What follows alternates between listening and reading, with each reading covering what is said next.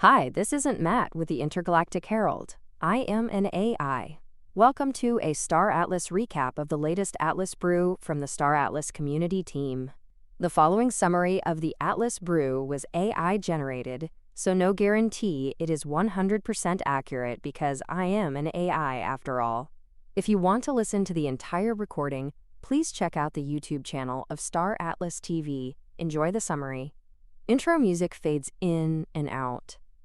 All right, Star Atlas navigators, gather round. What a jam-packed session we just had. Kicking things off with some classic Discord shenanigans. Seriously, we're having to raise our hands to speak now? The team joked it's like Discord has strayed too far from God. But despite the tech hurdles, the energy was electric, especially with a stacked stage of DAO Council candidates ready to dive in.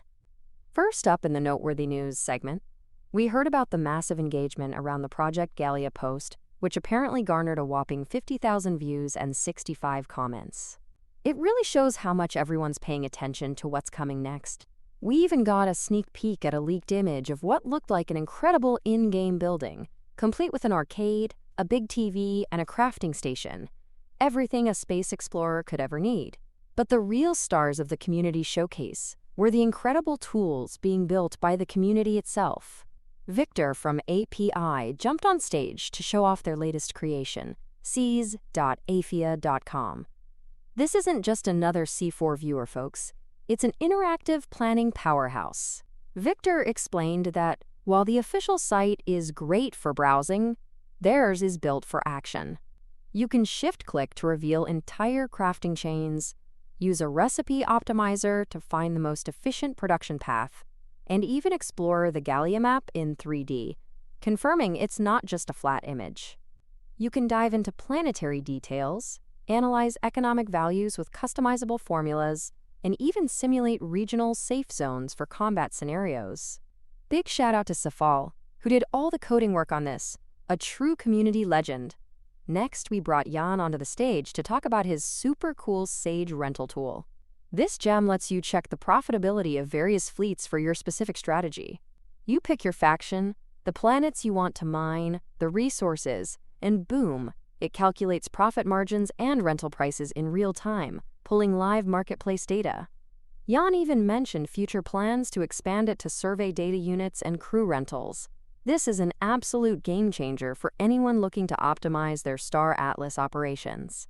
Before we dove into the main event, we had a couple of quick but important announcements. The team put out a call for testers for Holoship Chapter 2, which has some major changes coming.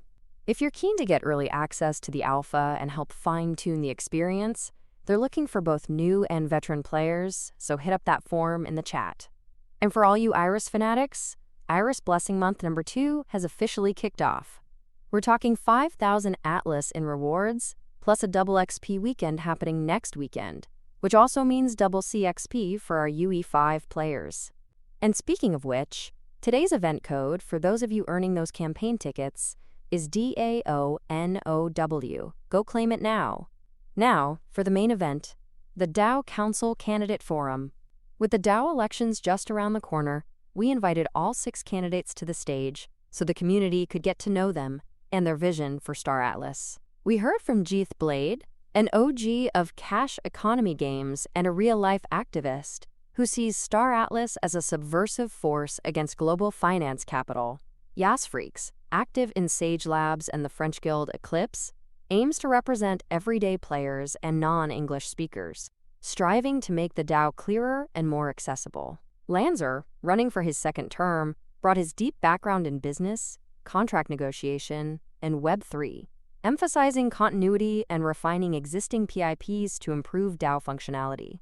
Morongo declared herself, Team Morongo, seeking to bring female power and a fresh perspective to the DAO, focusing on community support and project promotion. Emperor, also a returning council member, highlighted his 24 years in real estate development and civic governance, stressing the importance of historical knowledge and continuity in the council. Finally, Dominic read out a powerful statement from Winston, who couldn't join due to time zones, emphasizing the need for multilingual outreach, education, and a dedicated translator network to unlock broader participation in the DAO. The open Q&A section got spicy. Candidates tackled questions like, what's the most valuable thing a council member can do right now? Answers ranged from encouraging new pip creators, Emperor, to refining vague foundational pips, Lancer.